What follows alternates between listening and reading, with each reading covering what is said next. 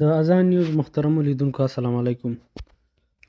څو ورځې وړاندې د بنو په یو زندان کې ترې د بندیانو سره ډېر ظلم روان و چې ځینې بندیان د ټي ټي پي پورې تړلي وو.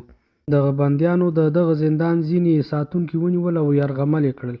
او وروسته یې ځان یو امن ځای ته د رسولو په بدل کې د هغوی د ژوندي پرېښودلو په باره کې وویل.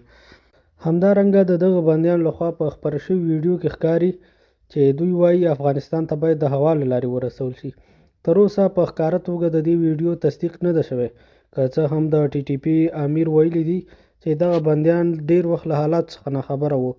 او اوس د دې نه و خبر چې له افغانستان څخه دوی نه حمایه کېږي، ځکه یې افغانستان ته د هوا له لارې د ځان رسولو غوښتنه کړې ده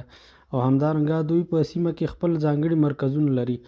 چې هلته کولی شي د امن ساحې ته خپل ځان ورسوي. خو څرنګه چې دغه بندیان له پخوا څخه هلته موجود وو، له دې حالات څخه نه خبر، نو ځکه یې افغانستان ته د هغوی د غوښتلو خبره کړې ده.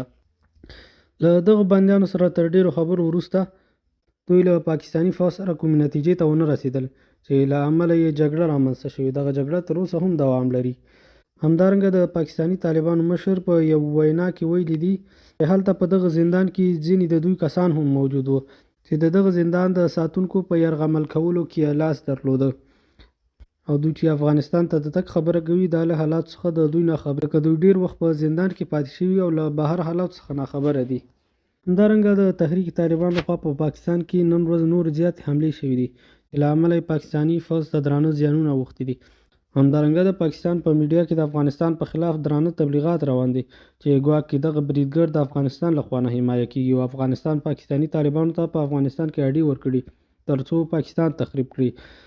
د دغې پیښې په اړه د پاکستان د طالبانو تحریک مشر مفتي نورولي یو بیان جاري کړی چې د دې بیان ځینې برخو اورېدو ته مرابولو. تو څه